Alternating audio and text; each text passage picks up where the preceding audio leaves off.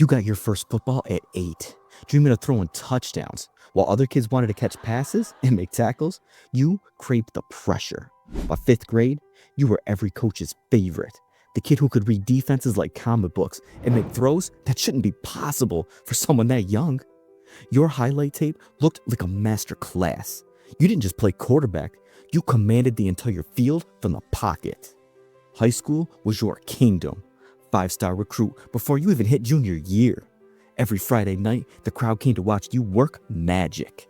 First drive, touchdown pass. Second quarter, another score on the ground.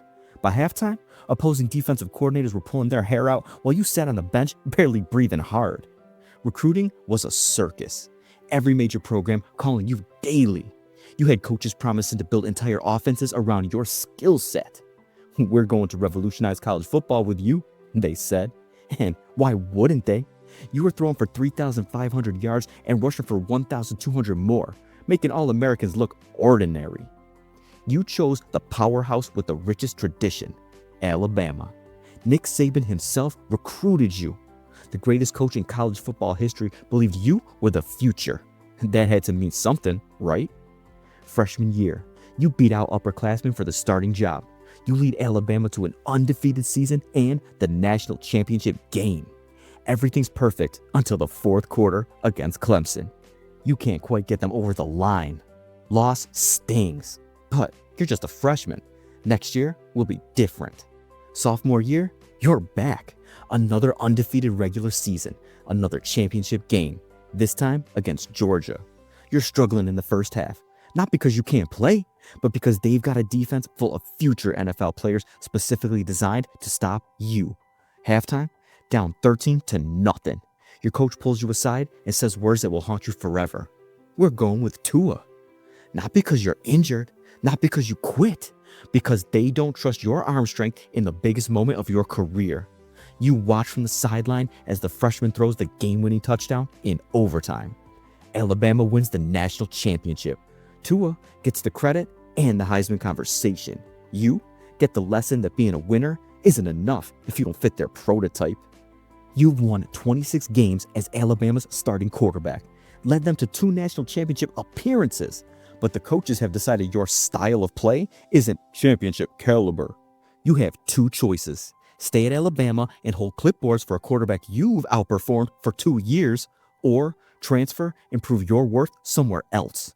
The decision creates a media firestorm. He can't handle competition. Real leaders don't abandon their teams. Maybe he's not as good as we thought. Like staying loyal to coaches who benched you in the national championship is somehow noble. Oklahoma calls. Lincoln Riley promises to build the offense around what you do best, not what you can't do. For the first time in your college career, someone sees your legs as a weapon, not a crutch. You choose Oklahoma. New system, new opportunity, new chance to prove that championship quarterbacks come in different packages. Senior year at Oklahoma is what college football should have been all along. No more trying to be Tom Brady, no more apologizing for scrambling. They design an offense that maximizes your dual threat ability. The numbers are video game ridiculous. 3,851 passing yards, 1,255 rushing yards, 52 total touchdowns. You become the first quarterback in FBS history to throw for 3,000 plus and rush for 1,000 plus in the same season. Heisman Trophy runner-up, finishing second only to Joe Burrow's historic season. But here's the thing about being a winning quarterback with an unconventional style. Even when you put up record-breaking numbers, people still question if you're a real quarterback. Can he read defenses? Will his running ability translate? Is he just an athlete playing quarterback? Draft night arrives. Despite historic production, you're not a first-round pick, not even close. The Philadelphia Eagles select you 53rd overall, behind quarterbacks who won fewer games, threw fewer touchdowns, and never faced the defenses you dominated. The message is crystal clear. The NFL values potential over production, prototypes over proven winners, and arm talent over actual results. Year 1. You're backing up Carson Wentz. The coaches tell you to learn the system and work on your mechanics. Like winning games consistently isn't a mechanic worth perfecting. You get your shot when Wentz struggles. 4 starts, decent numbers. You're not spectacular, but you're doing what you've always done, finding ways to win. The team goes 1-3, but the losses aren't on you. Year 2, they draft another quarterback and trade Wentz. You win the starting job in training camp, but the skepticism follows you to Philadelphia. Is he a bridge quarterback? Can he succeed from the pocket? How long before they move on? The season starts rocky, 4-6 through 10 games. Every incomplete pass gets analyzed for arm strength. Every scramble gets criticized as abandoning the pocket too early. You're playing quarterback in a fishbowl where every decision gets second-guessed. Then, something clicks. You rattle off 6 wins in 7 games to make the playoffs. You account for nearly 4,000 total yards and 35 touchdowns. But the questions persist. Can he win in January? Is this sustainable? Are we sure he's the guy? Year 3 is your masterpiece season. MVP finalist numbers across the board. 3,701 passing yards, 760 rushing yards, 35 total touchdowns. The Eagles go 14-3. Everything you've worked for is building toward the ultimate stage. Super Bowl 57.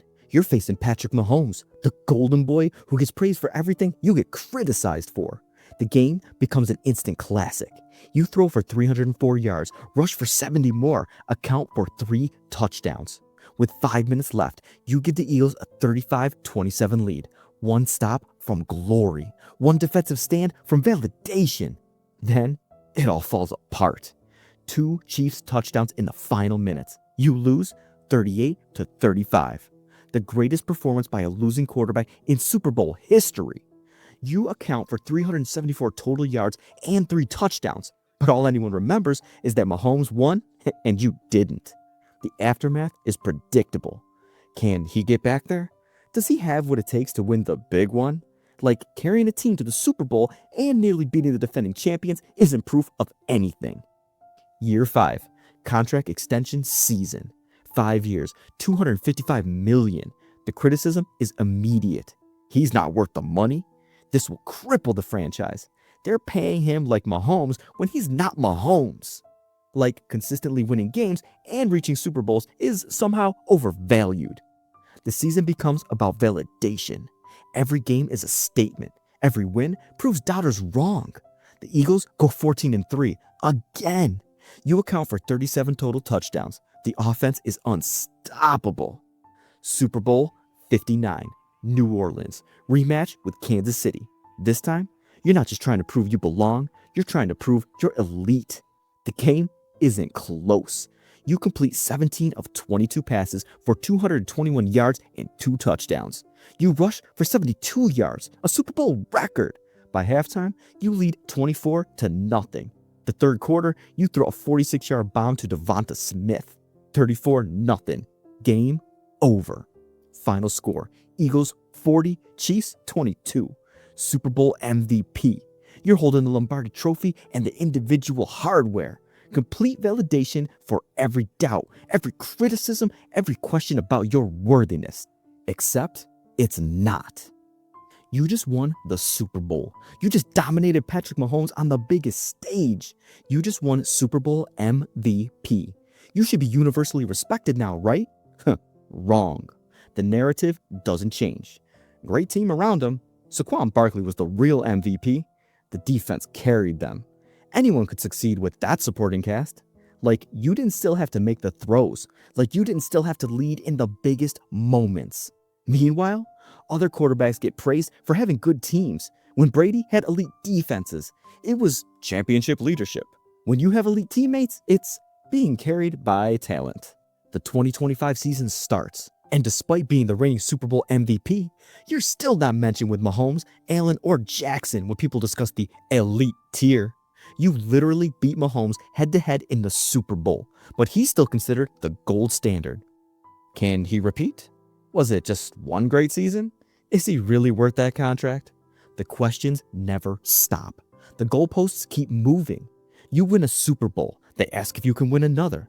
You beat the best quarterback in football, they ask if you can do it again. Training camp brings the same tired narratives. Analysts dissect your throwing motion. Scouts question your arm strength. Former players debate whether you're truly elite or just very good in the right system. You put up another MVP caliber season, but it's never enough. Every completion is system driven. Every scramble is abandoning the pocket. You can't win the narrative game because the narrative was written before you proved it wrong. Here's what really sucks about being you. You've done everything a quarterback can do. College success at the highest level. Heisman finalist, Super Bowl champion, Super Bowl MVP, MVP finalist. You've won at every level against elite competition. But you'll never get the respect that comes automatically to pocket passers. You don't throw picture-perfect spirals from clean pockets. You don't stand like a statue and dissect defenses with surgical precision. You win with your legs as much as your arm. You create plays that aren't even drawn up. And apparently, that makes your championships worth less, your MVP less meaningful, your wins less impressive. You revolutionized what a franchise quarterback could look like. You proved that leadership matters more than arm talent, that results matter more than style points, that winning comes in different forms. You gave the game everything. Your body through countless hits, your mind through endless film study, your heart through criticism that would break other players. You changed how teams evaluate dual threat quarterbacks. And what did you get? A Super Bowl ring with asterisks, an MVP trophy with qualifiers. Respect that's always conditional, always questioned, always followed by but. The truth, they don't want to admit. You've been one of the most successful quarterbacks of your generation. And they still can't give you full credit because you didn't fit their 1990s prototype. But championships don't lie. Super Bowl MVPs don't lie. When the confetti falls and the trophy gets handed out, all that matters is who won. And that was you. You are everything they said a quarterback should be. A winner, a leader, a champion. You just did it your way. And that's what drives them crazy. The record books will remember the rings, not the criticism. History will remember the touchdowns, not the talking heads. Your legacy will be defined by what you accomplished, not what they said you couldn't do. That's what you remember. That's what matters. That's what made it all worth it. At least Super Bowl rings don't have opinions.